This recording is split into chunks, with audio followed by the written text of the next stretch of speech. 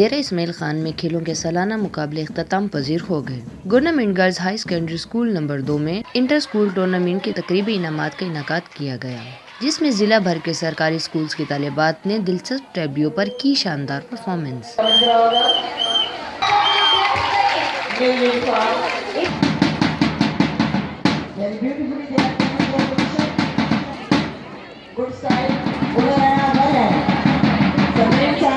اس موقع پر طالبات نے مختلف ثقافتی پہناؤں میں چاروں صوبوں کے کلچر کو اجاگر کیا۔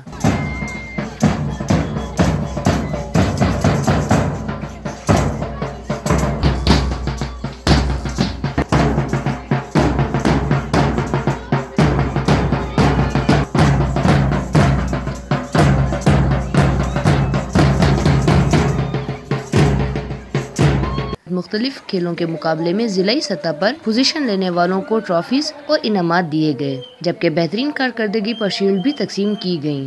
حاضرین نے سرکاری سطح پر گورنمنٹ سکولز کے درمیان اس قسم کے غیر نصابی سرگرمیوں کے انعقاد کو سراہا۔ کیمرہ ٹیم کے ساتھ وشال ملک، دمان T V, Dera Ismail Khan.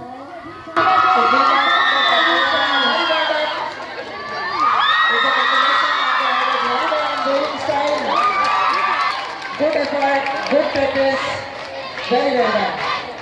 2 color